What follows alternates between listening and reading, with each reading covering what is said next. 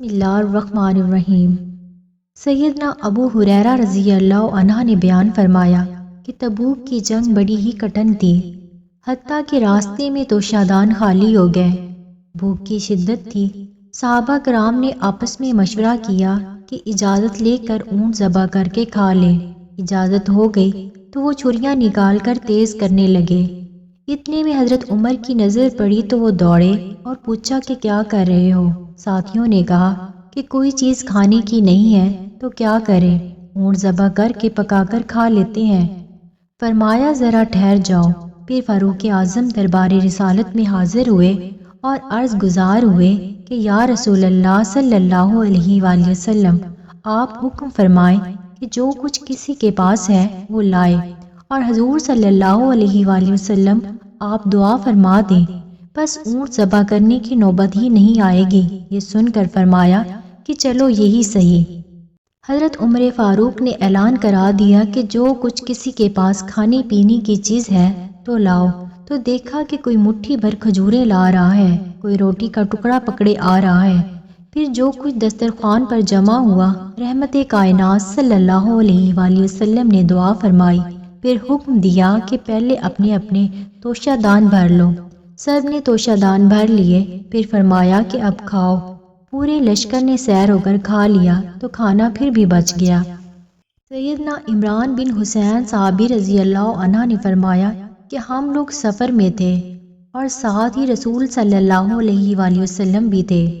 راستے میں ساتھیوں نے پیاس کی شکایت کی تو سرکار صلی اللہ علیہ وآلہ وسلم ٹھہر گئے اور حضرت علی رضی اللہ عنہ اور ایک دوسرے صحابی سے فرمایا کہ تم جاؤ اور فلاں جگہ تمہیں ایک عورت ملے گی جو کہ اونٹ پر 2 مشکیزیں پانی کے رکھے ہوئے ہوگی، اس عورت کو اونٹ سمیت یہاں لے آؤ۔ وہ دونوں صحابی وہاں پہنچے تو دیکھا کہ واقعی عورت اونٹ پر 2 مشکیزیں رکھے جا رہی ہے۔ اس کو دونوں حضرات نے فرمایا کہ رسول صلی اللہ علیہ وآلہ وسلم کی خدمت میں حاضر ہو۔ اس عورت نے کہا کہ کون رسول اللہ؟ کیا وہ جو باپ دادا کے دین سے پھر گیا ہے؟ فرمایا ہاں، جس کو تو ایسا کہہ رہی ہے وہ اللہ تعالیٰ کے سچے رسول ہے۔ وہ دونوں اس عورت کو اونٹ سمیت لے آئے۔ سرکار صلی اللہ علیہ وآلہ وسلم نے فرمایا دونوں مشکیزیں اتار لو، اور ایک برتن میں پانی ڈال دیا گیا، اور پھر فرمایا ان مشکیزوں کے منہ کھول دو اور سب پانی پیو۔ سب نے پانی پیا اور برتن بھی بھر لیے۔ وہ عورت کھڑی دیکھ رہی تھی کہ یہ کیا ہو رہا ہے۔ اس نے دیکھا کہ مشکیزیں اس طرح بھرے ہوئے ہیں بلکہ زیادہ پر نظر آ رہے ہیں۔ پھر صحابہ کرام کو حکم دیا کہ اس عورت کے لیے کچھ کھانے کی چیزیں اکٹھی کرو۔ کپڑا بچھا دیا گیا اور اس میں اشیاء خوردنی ڈالتے گئے۔ وہ کپڑا بھر گیا اور سب کچھ اس عورت کو دے دیا اور فرمایا کہ بی بی، ہم نے تیرے پانی سے کچھ نہیں لیا بلکہ ہمیں اللہ تعالیٰ نے پانی عطا کیا ہے۔ وہ عورت جب روانہ ہو کر اپنے اہل خانہ کے ہاں پہنچی تو انہوں نے دیر کی وجہ پوچھی۔ اس عورت نے سارا ماجرا سنا دیا تو وہ لوگ سارے کے سارے حاضر ہو کر ہلکا بگوئی اسلام ہو گئے اور صحابی بن گئے۔ سیدنا انس صحابی رضی اللہ عنہ فرماتے ہیں کہ جب تاجدار مدینہ صلی اللہ علیہ وآلہ وسلم نے حضرت زینب کے ساتھ نکاح کیا تو میری والدہ ام سلیم نے کھجور، پنیر اور گھی سے حلوہ تیار کیا اور اس کو ایک برتن میں ڈال کر مجھے فرمایا بیٹا انس یہ لے جا اور رسول صلی اللہ علیہ وآلہ وسلم کی خدمت میں پیش کر، اور عرض کر کہ یہ میری والدہ نے حاضر کیا ہے، اور ساتھ ہی عرض کرتی ہیں کہ یہ حقیر سا ہدیہ قبول فرمائیں۔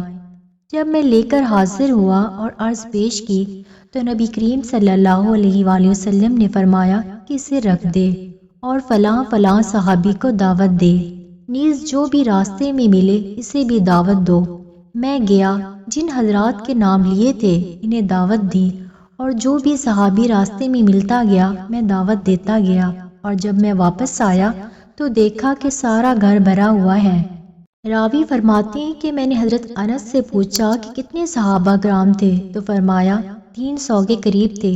پھر سرکار صلی اللہ علیہ وآلہ وسلم نے کچھ پڑھا، پھر 10 کر کے بلاتے گئے اور کھلاتے گئے۔ سب نے کھایا، پیٹ بھر کر کھایا۔ پھر بعد میں فرمایا کہ اے انس اٹھا اپنا حلوہ اور لے جا، اور جب میں نے دیکھا تو میں نہیں جانتا تھا کہ پہلے زیادہ تھا یا اب زیادہ ہے؟ سیدنا ابو ہریرہ رضی اللہ عنہ نے دربار رسالت میں حاضر ہو کر عرض کیا کہ یا رسول اللہ صلی اللہ علیہ وآلہ وسلم، میں جو کچھ سنتا ہوں وہ بھول جاتا ہوں۔ یہ سن کر رحمت للعالمین صلی اللہ علیہ وآلہ وسلم نے فرمایا کہ اے ابو ہریرہ، اپنی اوپر والی چادر پھیلا دو۔ انہوں نے چادر پھیلائی تو اس ذات والا صفات نے اس چادر میں دونوں مبارک ہاتھوں سے کچھ ڈال دیا، وہی کچھ ڈال دیا جو ہمیں نظر نہیں آتا، اور فرمایا کہ اسے اٹھاؤ اور سینے کے ساتھ لگاؤ۔ میں نے لگا لیا تو کبھی کوئی بات نہ بھولتی تھی، بلکہ پچھلی بھولی باتیں بھی یاد ہو گئیں۔ ایک صحابی کی روایت ہے کہ میں ایک جنگ میں شریک ہوا اور دوران جنگ کسی نے میرے بازو پر حملہ کر دیا، جس کی وجہ سے میرا بازو جسم کے ساتھ لٹک گیا۔ میں اس بازو کو پکڑ کر نبی کریم صلی اللہ علیہ وآلہ وسلم کی خدمت میں حاضر ہو گیا، جن کو اللہ تعالیٰ نے سارے جہانوں کے لیے رحمت بنا کر بھیجا ہے۔ یہ دیکھ کر اس رحمت کائنات نبی کریم صلی اللہ علیہ وآلہ وسلم نے آب دہن مبارک لگا کر میرا بازو میرے کندھے کے ساتھ جوڑ دیا تو میں اسی وقت بالکل ٹھیک ہو گیا، اور پھر میں نے اسی بازو کے ساتھ اسی دشمن کو قتل کر دیا جس نے میرا بازو کاٹا تھا۔ اسی طرح حضرت عکاشہ فرماتے ہیں کہ دوران جنگ میری تلوار ٹوٹ گئی تو مجھے مالک کونین صلی اللہ علیہ وآلہ وسلم نے ایک لکڑی پکڑا دی۔ میں نے دیکھا تو وہ تلوار بن گئی ہے۔ میں اسی کے ساتھ مشرکوں کو قتل کرتا رہا۔ سیدنا عبداللہ بن عتیق رضی اللہ عنہ کی ٹانگ ٹوٹ گئی اور ساتھیوں نے پگڑی کے ساتھ باندھ دی اور ان کو اٹھا کر دربار رسالت میں حاضر ہو گئے تو رحمت للعالمین صلی اللہ علیہ وآلہ وسلم نے اس ٹانگ پر رحمت والا ہاتھ پھیرا تو وہ اسی وقت ٹھیک ہو گئی جیسے اسے کچھ ہوا ہی نہیں تھا، یعنی دست مبارک پھیرا تو وہ یوں ٹھیک ہو گئی جیسے اس ٹانگ کو کچھ نہیں ہوا۔ سیدنا بلال صحابی رضی اللہ عنہ نے فجر کی اذان کہی اور چونکہ سردی بہت زیادہ تھی تو نمازی مسجد میں نہ آ سکے۔ نبی کریم صلی اللہ علیہ وآلہ وسلم تشریف لائے اور دیکھ کر حضرت بلال سے پوچھا کہ نمازی کیوں نہیں آئے؟ حضرت بلال نے عرض کیا کہ حضور، سردی بہت زیادہ ہے اس لیے نمازی نہیں آ سکے۔ یہ سن کر نبی کریم صلی اللہ علیہ وآلہ وسلم کی زبان مبارک سے یہ دعا نکلی کہ یا اللہ نمازیوں سے سردی دور کر دے۔ سیدنا بلال فرماتے ہیں کہ میں کیا دیکھتا ہوں کہ نمازی مسجد میں آ رہے ہیں اور پنکھے کر رہے ہیں۔ سیدنا نافع بن حارث رضی اللہ عنہ راوی ہیں کہ ایک سفر کے دوران نبی کریم صلی اللہ علیہ وآلہ وسلم کے ساتھ 400 ہمراہی تھے۔ ایک جگہ پڑاؤ کیا جہاں پانی بالکل نہیں تھا، جس کی وجہ سے ہم سفروں کو شاہ گزرا تو اچانک وہاں ایک بکری آ گئی جس کے بڑے بڑے سینگ تھے۔ اس بکری کو اس رحمت والے نبی کریم صلی اللہ علیہ وآلہ وسلم نے دوہا اور دودھ لشکر کو پلایا، جس سے سارا لشکر سیر ہو گیا۔ پھر فرمایا کہ اے نافع، تو اس بکری کو سنبھال کر رکھ، لیکن میں جانتا ہوں کہ تو اس کو سنبھال نہیں سکے گا۔ میں نے ایک لکڑی گاڑ کر اس کے ساتھ اس بکری کو مضبوط کر کے باندھ دیا اور ہم سو گئے، اور جب اٹھی تو دیکھا کہ وہ بکری غائب ہے۔ اور جب میں نے یہ ماجرا درباری رسالت میں عرض کیا تو نبی کریم صلی اللہ علیہ وآلہ وسلم نے فرمایا کہ کیا میں نے نہیں کہا تھا کہ تو سنبھال نہیں سکے گا؟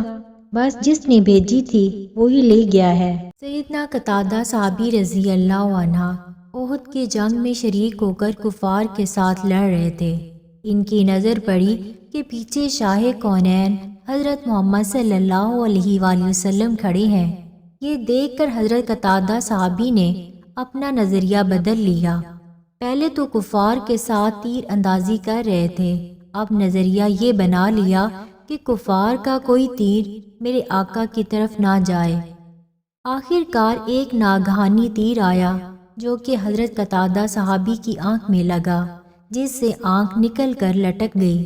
جنگ ختم ہونے پر ساتھیوں نے مشورہ دیا کہ اے قتادہ، آنکھ تو نکل گئی اور اب یہ پٹھے کے ساتھ لٹک رہی ہے جس سے تجھے تکلیف ہوتی ہوگی، لاؤ اسے کاٹ دیں۔ یہ سن کر حضرت قتادہ نے فرمایا کہ میں آنکھ نہیں کٹواؤں گا اور آنکھ کو پکڑ کر اس ذات والا صفات کی خدمت میں حاضر ہو گئے جن کو اللہ تعالیٰ نے سارے جہانوں کے لیے رحمت بنا کر بھیجا ہے، اور عرض گزار ہوئے کہ یا رسول اللہ صلی اللہ علیہ وآلہ وسلم، ساتھی کہتے ہیں کہ آنکھ کا پٹھا جس کے ساتھ لٹک رہی ہے کٹوا دے۔ یا رسول اللہ صلی اللہ علیہ وآلہ وسلم، میں آنکھ نہیں کٹوانا چاہتا، لہٰذا آپ مجھے آنکھ عطا کر دیں۔ رحمت کائنات حضرت محمد صلی اللہ علیہ وآلہ وسلم نے فرمایا کہ اے قتادہ، اگر تو صبر کرے تو تیرے لیے جنت ہے۔ یہ سن کر عرض کیا کہ بے شک جنت بہت ہی بڑی جزا اور عطا ہے، وہ تو سرکار صلی اللہ علیہ وآلہ وسلم کے صدقے سے مل ہی جائے گی۔ میں تو آنکھ لینے آیا ہوں، آپ مجھے میری آنکھ واپس کر دیں اور میرے لیے جنت کے لیے دعا فرما دیں۔ حضرت محمد صلی اللہ علیہ وآلہ وسلم نے فرمایا کہ اے قتادہ، قریب آؤ۔ وہ قریب آیا تو پیارے نبی کریم صلی اللہ علیہ وآلہ وسلم نے آنکھ پکڑ کر اس کی جگہ میں رکھ کر عرض کیا، یا اللہ، یہ قتادہ اپنے چہرے کے ساتھ تیرے نبی کا چہرہ بچاتا رہا ہے، لہٰذا اس کی آنکھ درست کر دے۔ نبی کریم صلی اللہ علیہ وآلہ وسلم نے جب ہاتھ مبارک اٹھایا تو وہ بالکل ٹھیک تھی۔ وہ آنکھ دوسری آنکھ سے زیادہ خوبصورت تھی۔ دوسری آنکھ میں کبھی سرخی کبھی پانی، لیکن وہ آنکھ جس کو رحمت والے نبی کا رحمت والا ہاتھ مبارک لگا، اسے کبھی کچھ ہوا ہی نہیں۔